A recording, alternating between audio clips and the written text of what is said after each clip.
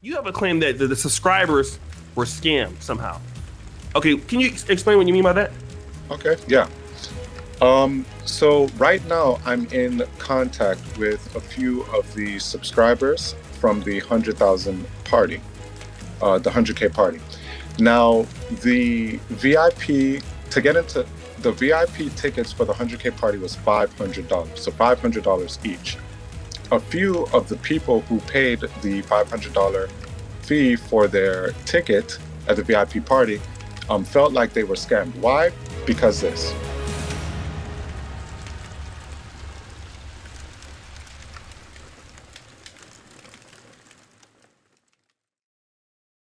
What's good, everybody? It's your boy O'Shea Duke Jackson, back at it again with another episode here on the YouTube channel. Make sure you guys like, comment, and subscribe. And today, I was trying to stay out of it, but y'all know me, I'm petty, right? So not really petty, but this is a video that I promised I was gonna do. I'm here with brother LARJ or Large Studios, very talented brother. I'm gonna let him explain who he is and what he does. Go ahead, family. So, hey everyone, I'm Large Studios, or just Large. I do professional photography here in the Miami area, but I travel all over. I also do consulting for models and other photographers, for people who want to get into the industry and be able to, level themselves up. So that's why I'm former, how do I want to word this here? Former team member of the Fresh and Fit, but not anymore. All right. And I saw you on their show before. Give them a round of applause. I saw you on one of their shows before. I thought you were actually like a guest one. I saw you on the podcast, actually. Just like, oh, who's this guy? Like, okay. And then I kind of clicked off. But what did you actually do at the Fresh and Fit podcast? Yeah, so actually I started off where I was just a guest on their show. So when I first came into it, I, brought a couple girls and had myself on there and was basically speaking from the point of view of a photographer in Miami, someone who deals with a lot of models and a lot of, hot women down here. And speaking about the dating dynamics, dealing with all the different RP issues, so to speak. And as far as the what I did with the Fresh and Fit team afterwards, is that we slowly but surely began to build a type of business relationship.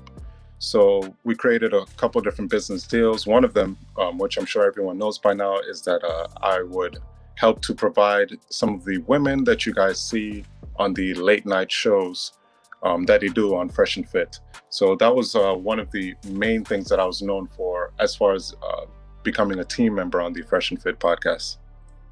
Okay, so let me ask you, how did you get into contact with Fresh and Fit, or how were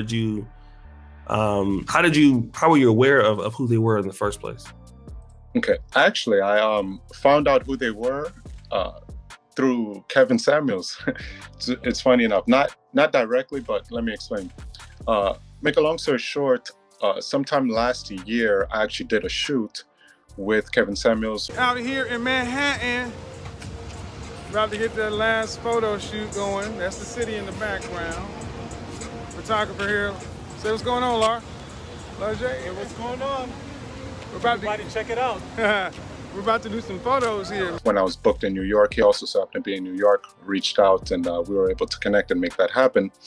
And then I was on YouTube like a month or two later, and I noticed that Kevin Samuels popped up, but he wasn't in his normal usual studio. He was at the Fresh and Fit podcast.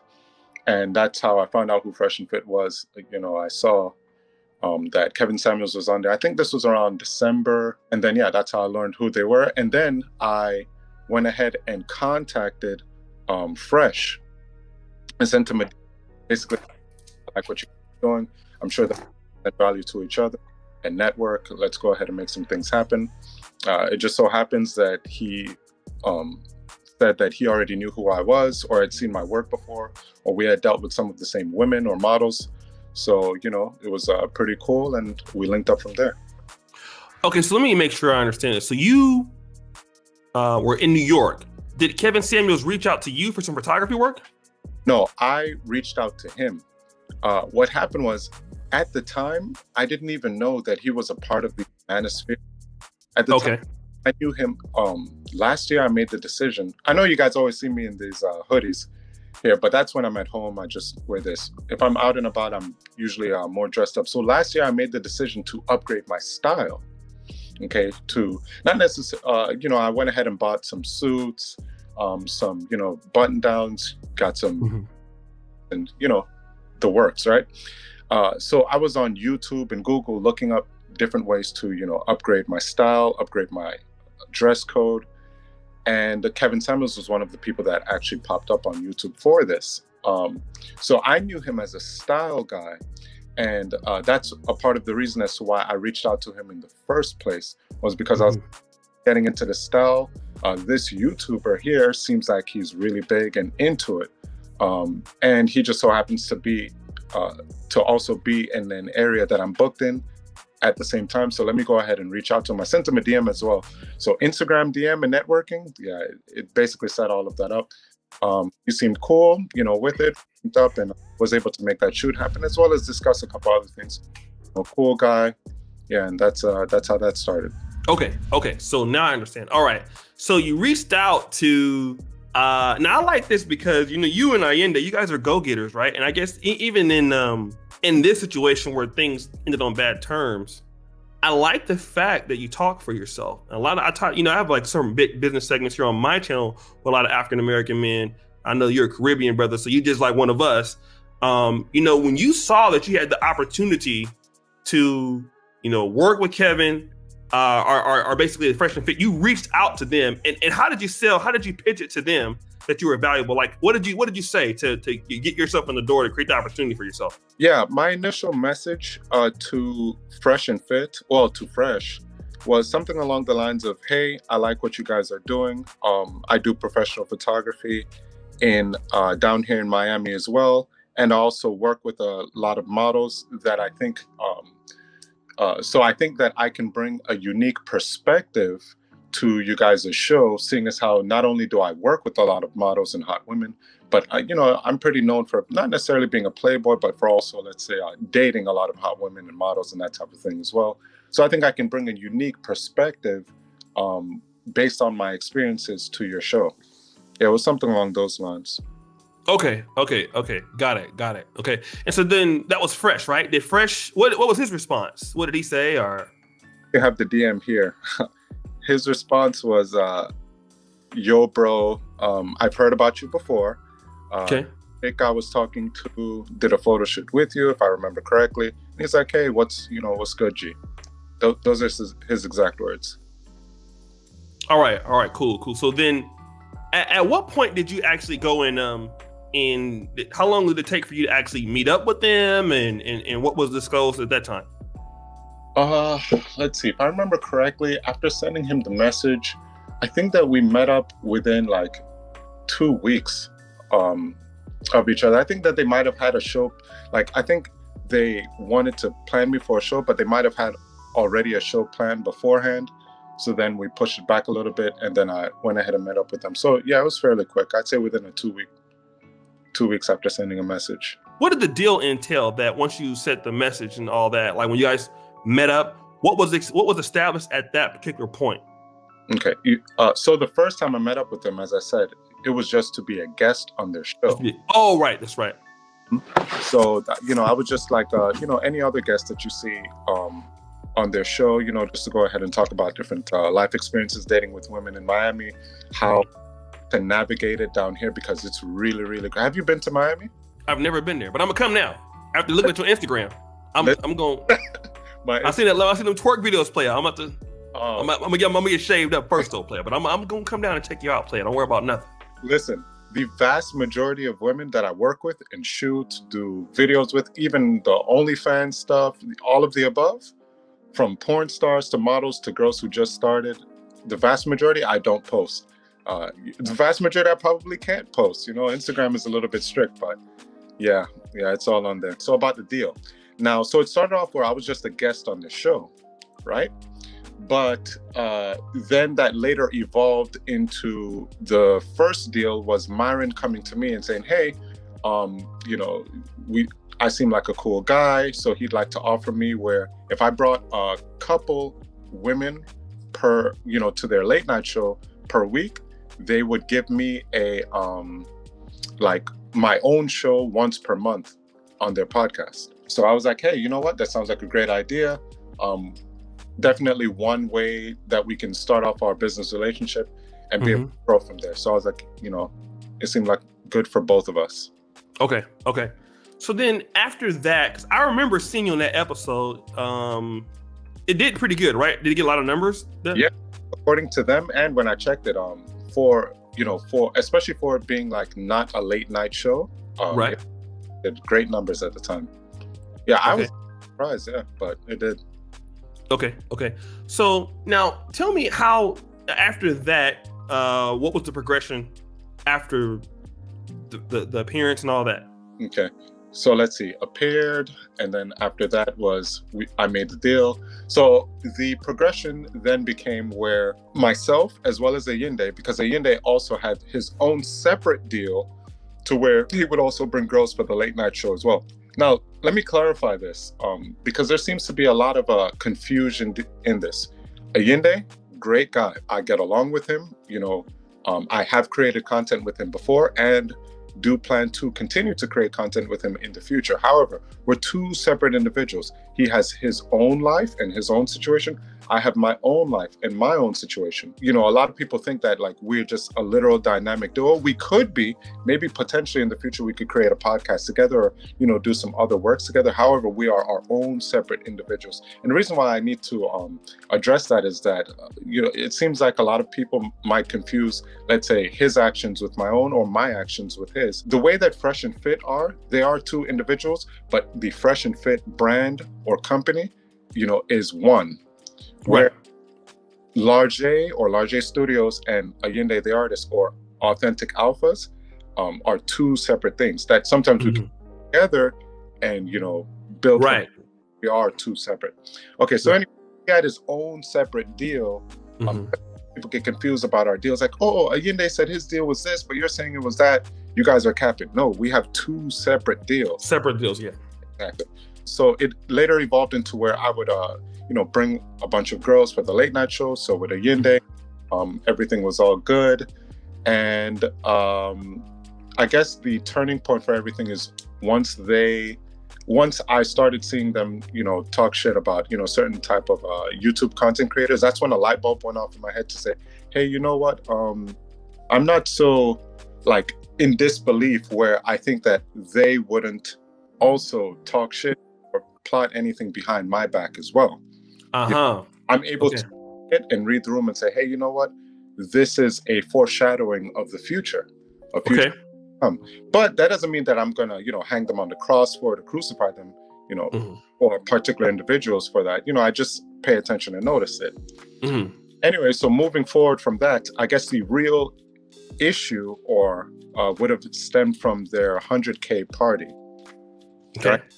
So what happened was, I guess Fresh and Ayinde came together and they decided that, hey, the channel is growing fast.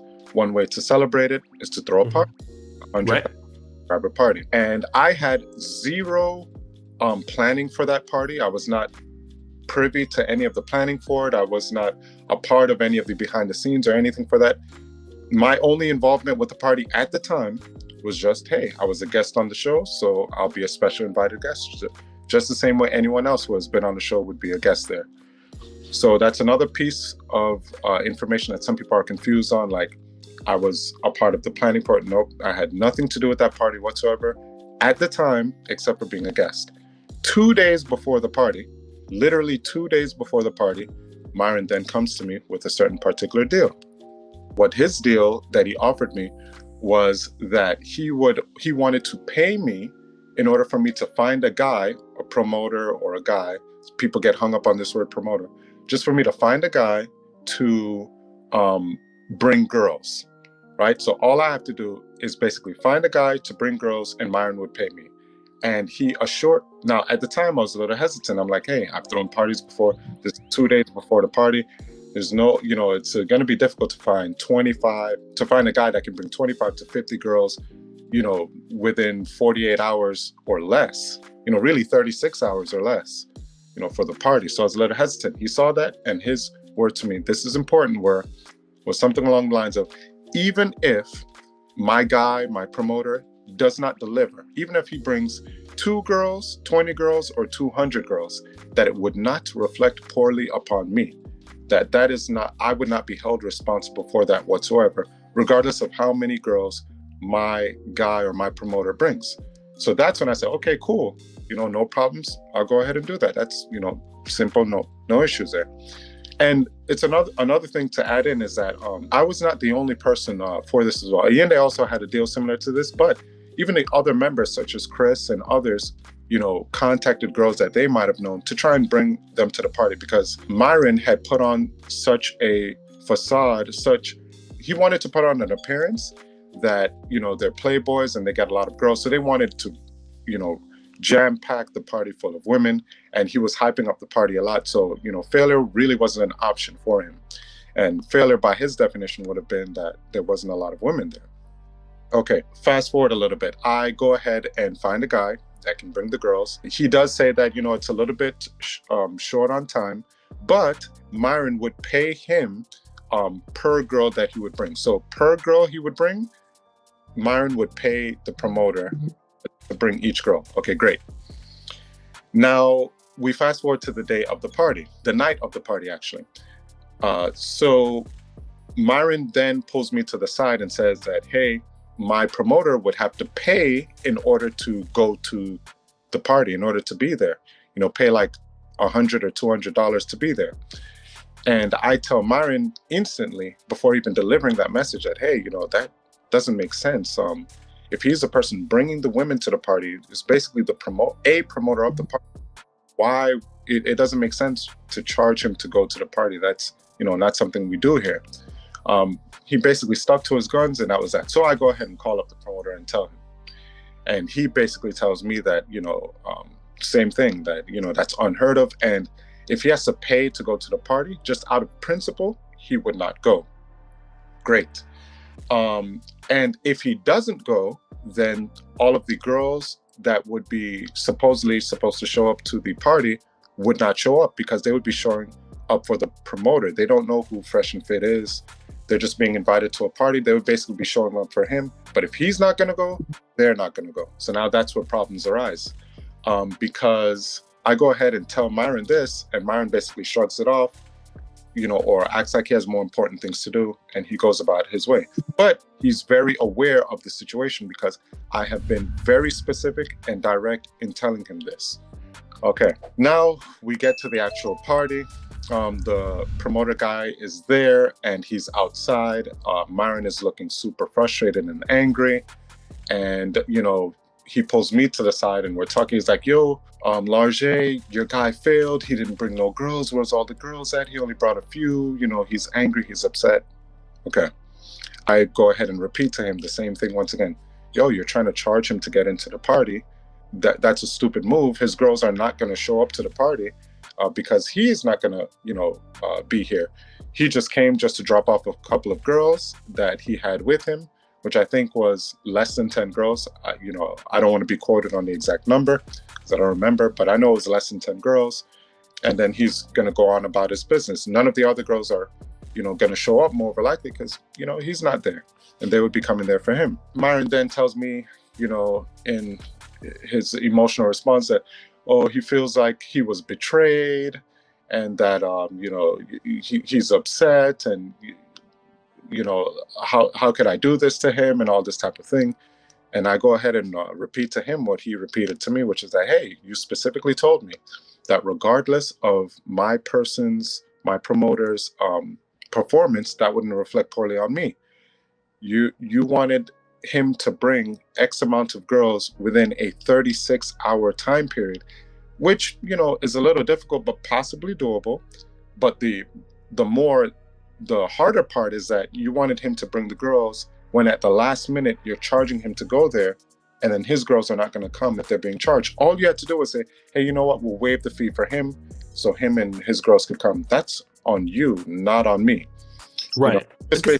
Why would you do that? That's dumb. But then again, makes no sense, and no one has even questioned. You know what I mean? Like no one on the team questioned him for.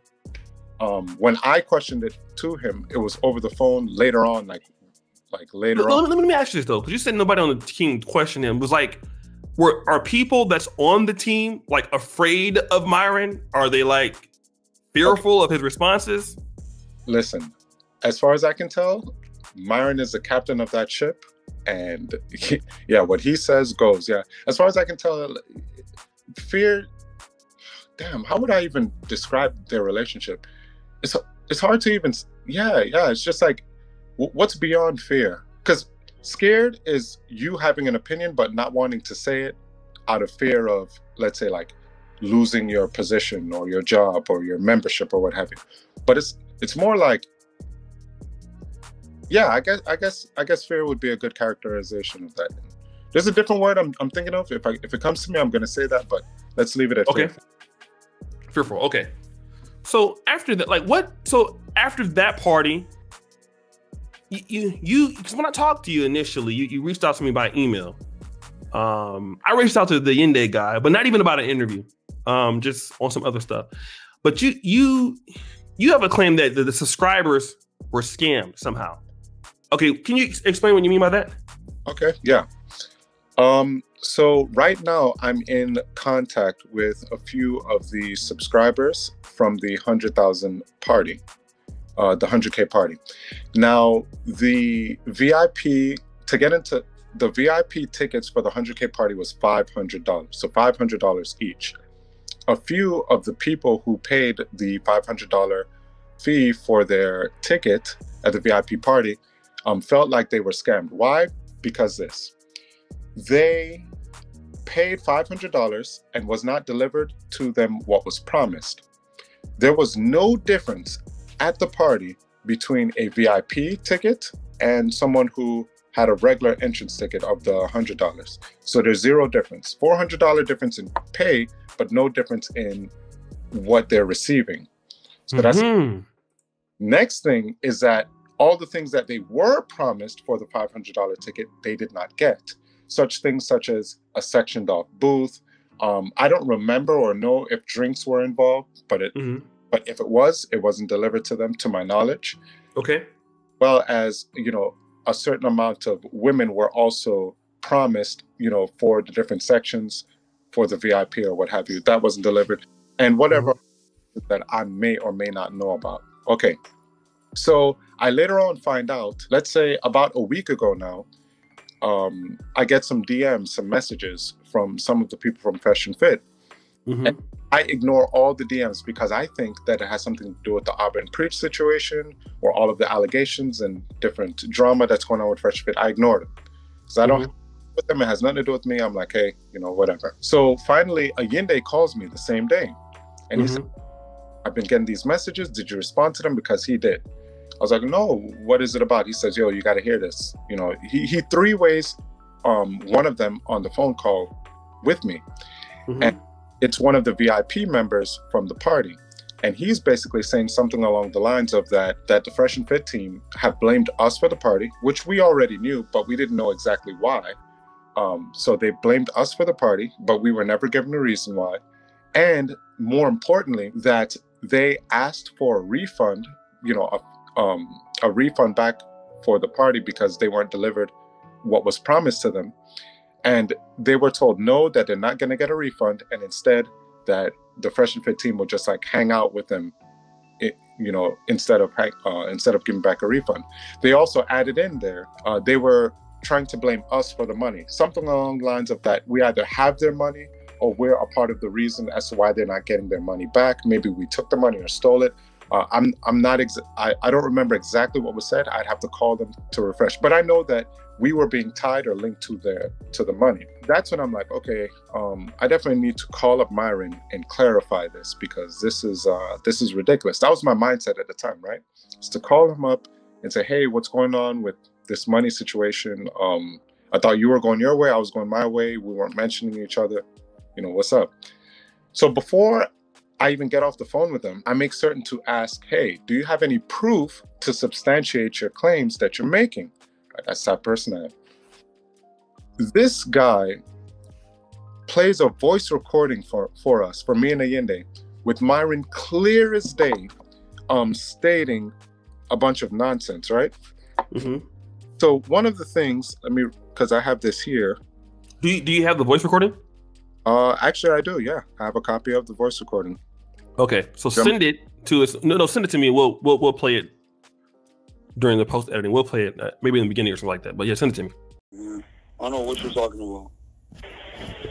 Nigga, let me tell you something, bro. Yo, you fucking say my name out your mouth, bro. I got several people telling me that you put my name in your fucking mouth. You go on the podcast, you're still mentioning me. Why? I don't fucking know. You got plenty other people to talk about. I haven't said your name in months. It's cat. Okay, well, listen. These people are telling me that back then, they saying that this was the night of the party and the day after, that they came to you, disgruntled, wanting their money back, and you specifically told them that the reason the party failed was because of me. Also went on. Let me finish, nigga. Let me finish. Don't be cutting me off. I'm not one of the bitches on your show. Know that.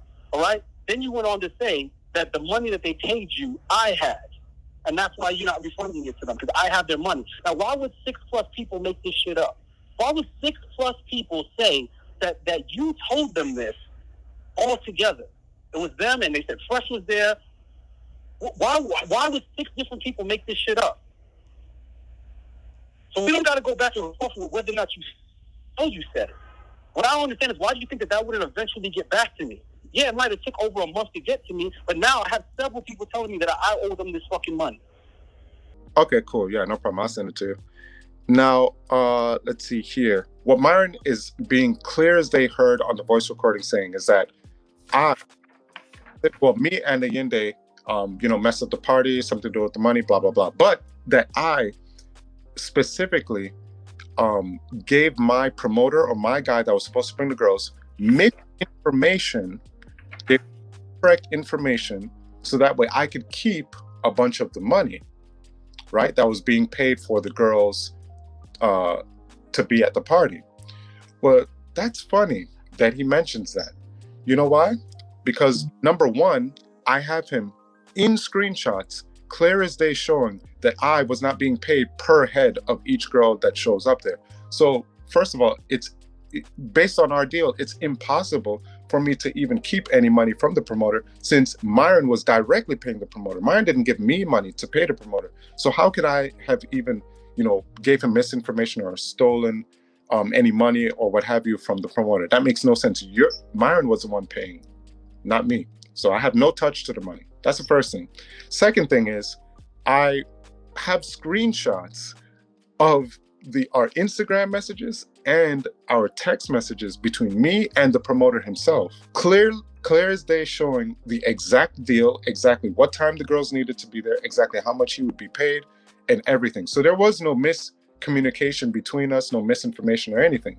And just to put the cherry on top of there, right, for all the subscribers and all the Fresh and Fit fans and haters, right, when I was on the Poor Man's podcast, I called up the promoter, my guy, right, that was supposed to bring the girls to the party. I called him up and had him join in on the live of the show.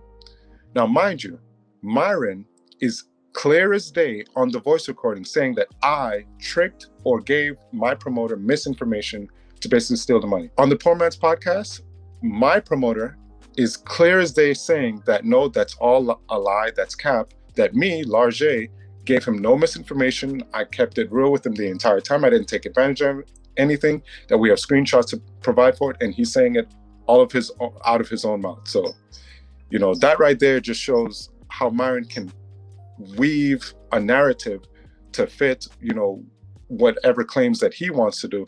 But he has shown no proof, no screenshots, no screen recordings, no nothing to substantiate any of his claims, even though I have shown many to substantiate mine. So that was the big issue that I had, where I had to come forward to, one, clear my name. That's why I made that video, clear my name. And if in clearing my name about that entire situation, it revealed some of the, or it exposed some of the truths about them, then hey, so be it. But let's think about this. If I wanted to expose them, then wouldn't I give out way more pertinent information that I obviously have from knowing them for months? If I wanted to expose them, I could. I chose not to. Instead, I'm just clearing my name, and in all the details surrounding that, you know, if they get exposed from that, hey, that's on them. Yeah, but that's what the issue is. So let me talk about this because, you know, before we get into what, you know, when you left and all of that, I want to talk about, because you want to be objective. They did, and now I'll also say this, they do a lot of good things right. And we wanted to, what are some of the things that Fresh and Fit podcast, you know, what are some of their strengths? Because they really built a really great brand, a really great business. I'm not gonna hate, like, I've been in the business for a long time, but I've never seen anything like what they, which is why I was so pissed at them for how they fucked up. And this is why I cussed out Myron for like 3 days straight.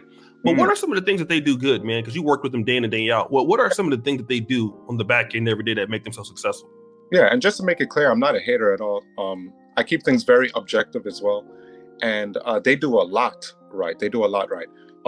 For as much bad things that I can say about Myron's character or him as a person, I can say that he definitely knows how to steer his ship, his business, in the right direction in terms of production. They have a lot of cameras. They have a great studio setup. They have a lot of good lighting. They have their switchboards. They have their equipment. So in terms of him investing into his business, he does that on the mark, on the money. You know, one of the best that I've definitely seen for sure.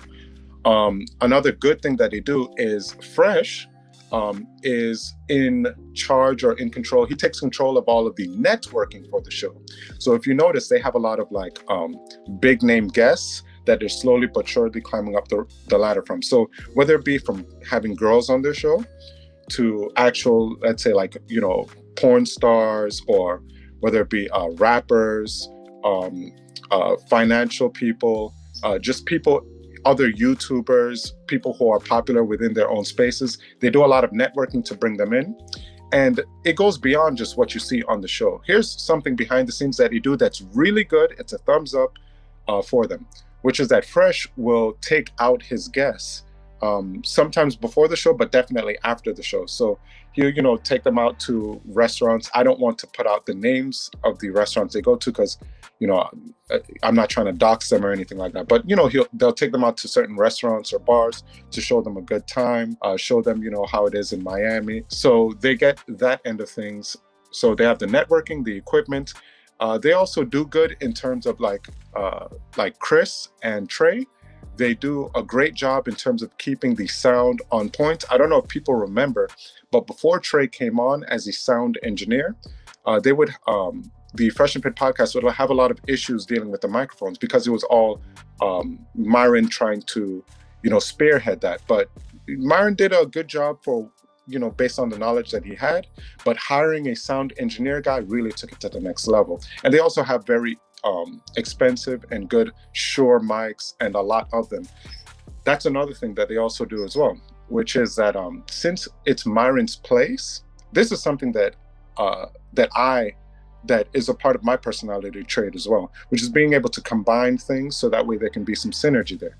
So Myron's place is his studio. Now, a lot of people might think that's a bad idea, and I can see the points for that. But one of the good takeaways for that is that he gets to, one, of course, be in hyper control of his environment. But number two, he's able to make it so that way when people come, they can also feel at home, because he also has a at-home type of environment that's off camera, that you can't see, from the couches to the TVs to the bar, everything. You know, so that way the girls, whether it be that, you know, however people feel about it, they can get drinks, feel a little bit more comfortable, that type of thing. As well as he gets to save on costs of renting out an actual full studio setup. So he's thinking about it from a monetary point of view. That's, you know, very smart. That's a good decision. So they do a lot of things great. Chris does a good job of switching the camera angles, always paying attention to who's speaking and making certain that they speak into the microphone. You'll notice that he says that a lot. They do a lot of things that are great. A lot of things. So in keeping the sound guy and all that, like, how do they find people to, you know, like, just were they able to find somebody to do this, or like, how do they find people to get the talent like this? Well, let's see. One of the things that I also did for them as well was that, you know, I do photography for them. So let's say near the end of me being there, if they had on, let's say like when they had on Bandman Kevo after the show or before the show, you know, I take their pictures, take pictures of Bandman Kevo, take pictures of the team together, etc. So, and how did I be a part of the team? Well, I DM'd them, right? So I don't know for sure how each individual came to be a part of the team, but I'd have to imagine that it was all people reaching out to them. I think even Chris reached out to them. Allende for certain was someone that reached out to them. And as far as Fresh, I believe that he met Myron through Solo TV, who's another YouTuber, and they kind of linked them up together. Mm-hmm. And Trey, I'm not sure how he became a part of the team. Yeah, Solo, he's my big bro, like on YouTube. Yeah, he's really big in the manosphere too. So yeah, he's helped me out a lot myself. So shout out to Solo TV 84. Give him a round of applause. So but what was, so after that, when did you leave Fresh and Fit? And did you and Allende live at the same time, or did you leave like different times, or how did it happen? Well, how did it happen was like this. The night, it was either the next day from the party, I believe. So we got a text message from Myron. It was a group text message with me, Allende, and Myron. And he basically said something along the lines of, you know, a very formal text message, you know, starting effective immediately, you, Large, and Allende will no longer be employees of the Fresh and Fit brand or podcast or whatever. Even though we were, well, speaking for myself, I was never an employee of the Fresh and Fit podcast. We were business associates. We did business together, but I never worked for them. Anyways, moving forward. So he gave us, you know, he sent us a long text message basically saying that we're going to go our separate ways and like we were fired type of thing. Yeah, he didn't give us any explanation, any reason as to why. I later on, you know, a few days later, I called him to clarify and ask about the situation. And, you know, I even mentioned to him saying that, hey, you know, that like I saw you on your podcast saying, you know, blaming us, basically like implying or blaming us for the party not going right. But you and I both know, like me talking to Myron on the phone, you and I both know that's not, you know, that's not the truth. That's not the case. Why are you doing this? Why are you saying these type of things online? You know, I just wanted to get some clarification. I wasn't trying to beg back to be on there or anything. At the end, if we ended on like good terms, I would have said, hey, you know, no problem. You go your way, I go my way. And if ever, you know, we can come back together and do some business, great, 2 thumbs up. If not, great, 2 thumbs up. You know, no problems, no issues. But he didn't deny anything that I said about me not. So I know that he truly doesn't believe that we, you know, he just had to use us as like to railroad us or use us as scapegoats to explain to his subscribers as to why, you know, the party didn't go well. Here's one thing that a lot of people might not realize about Myron. And he admits this and says this often or many times, but in person. I don't think he's ever said it on the podcast, which is that he has either a hard time or it's very rare for him to ever admit that he's wrong about a situation, or it's very rare that he even ever apologizes. Those are his words, not mine. So with that being said, you know, I can understand that, you know, him being the hard-headed type of person like that, you know, I can't expect like him to apologize to me personally over the phone for that. But, you know, at the end of the day, we know what it is. Well, let me ask you this, you know, since, you know, I see Allende and I've seen you know, you on the Authentic Alphas channel, I see now you have a YouTube platform. What are some of your plans now that, you know, the Fresh and Fit situation has went by and all of that? What are your plans now for what you want to do on social media here? When it comes to social media, Instagram is the platform that I'm on the most. That's where a lot of people would probably see me or see my work from. But when it comes to YouTube specifically, I do love the platform. I really do. And I also like the fact of how, because I do professional photography, it only makes sense for me to also utilize YouTube as well. So what I plan to do is put out more content on YouTube as well, starting off with these 2 types of content, and then I'll pivot from there depending upon how my audience or my potential audience receives it. So the first type of content that I'm going to do will be within the Manosphere RP community, which will be, since I have access to a lot of popular Instagram models, girls who have hundreds of thousands, if not millions of followers, I'll do, let's say interviews, learning from like the Fresh and Fit style, or what you've seen me and Ayinde from Authentic Alpha Zoo, where we interview women. But this will be from the perspective of someone who works actually in the industry and knows some of these women, knows them personally on a personal and professional level, as well as women who are really popular, who get attention, hundreds of comments, thousands, tens of thousands of likes on their pictures. Their DMs are flooded with blue check marks, and guys who are on, sports teams and millionaires and these type of people who want to fly them out. So I'll basically be interviewing them and asking them, tough questions, but not in the style of Fresh and Fit, but questions such as like, hey, which I think could be very insightful to the audience. Questions such as like, how do they think they will navigate the dating landscape when every single year there's a new group of women that turn 21, which is their new competition.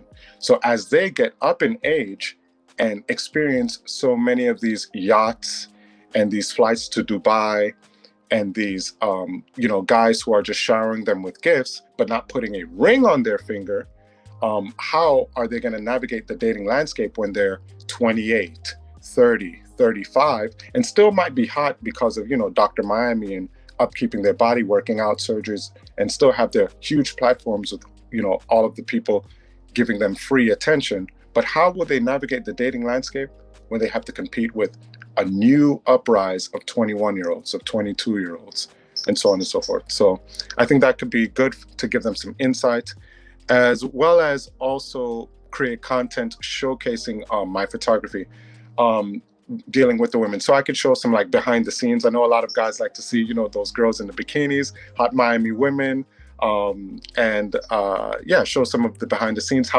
so that way people can see. Because on Instagram, you don't really, a lot of times models, if you notice, who are really popular on Instagram, you don't really get to see their personalities much. They have monetized their looks so much that they didn't really have to, let's say, develop their personalities. Now, does that mean that all models don't have great personalities, that they can't be, funny or intelligent or humorous? No, that doesn't mean that. It just means that in general, usually models might not have to develop it as much as, say, other people. So I can also showcase behind the scenes dealing with the model, so that way people can see their actual personalities and get to know them as a person, to see how certain RP truths manifest within that industry. Yeah, so those are some of the pieces of content that I was thinking to, start to push forward with, and then take things from there and navigate it and see how my audience might enjoy that. All right, so brothers, make sure you check out LJ, because I have a podcast buddy named LAR Movement, and when I keep seeing LJ, it's like, yeah, so that's my brother. We have a podcast together, but I've been bullshitting. We're gonna bring it back. So yeah, man, just LJ Studios right there on Instagram. You guys see it right there. Follow him on Instagram. Check out his YouTube channel. And brother, I definitely thank you. We've been missing well, actually, I had a lot of stuff to do, so I thank you for coming on, man. Any last words, brother? Yeah. Big shout outs to O'Shea Duke Jackson. Back with another interview with Lord. Well, not another, first one. Anyway, so big because I'm finding out that you are doing so much for the manosphere and the, community as a whole, just behind the scenes. So a lot of people might not realize or recognize how much you are actually benefiting the community, or all the little things that you have going on behind the scenes. A lot of times people just see the front end of things and then judge things from there, but they might not know like how things got to be. So you are the reason as to why I even got hooked up with the lead attorney, and have been trying to push more in this space, and helping me to think about the way in which I'm going to go ahead and create my content strategy and move forward from this entire, F&F situation, and just basically have my own identity within the YouTube community. So big shout outs to you. Of course, big shout outs to the lead attorney and the Poor Man's Podcast, and anyone else that reaches out to me to do any type of, whether it be collabs with or any type of work with whatsoever. 2 more big shout outs. Big shout outs to all of my new as well as returning subscribers. I'm going to make certain to put out some great stuff for you guys. If you have any suggestions, hit me up on Instagram at LARJ Studios. Same thing on my shirt, same thing on my YouTube. It's all at LARJ Studios for everything. And the last big shout out is to me. Why big shout out to me? Because you know why? I got to be cocky. I got to be confident. And I know for give y'all exactly what y'all need. You want the hot women? I got that. You want it in 4K? I got it. You want it in posters, up close, viewed, personalities, whatever you need, I got it. Trust me. Just hit me up, slide in my DMs, and I'm gonna make it happen. All right. All right. Now I might be doing something with brother. I got my Negro Manager website. I might have to break LARJ off for some of the models. Okay, we're gonna really bring it. So y'all know I be tricking. So y'all know how I do. Don't worry about nothing. I'm going to Miami in about 2 or 3 months, and I'm going out there with nothing but hundreds. So if you out there, ladies, you want your bills paid, hit me up. Hit me up if you actually come through for sure. We're gonna make. It's gonna be a lot of tricking going on. Ain't nobody gonna complain about this. Nobody gonna make a video because I trick too much. Trust me. Okay, when I get through, y'all know how I do. All right, when I pull up, you know how I do. Okay, so brother LARJ, thank you so much, family, for coming on. No problem. And check him out. First Come to the Top, brothers. Check out his YouTube channel. And as you know, the buffoonery remains an all-time high. I'm out.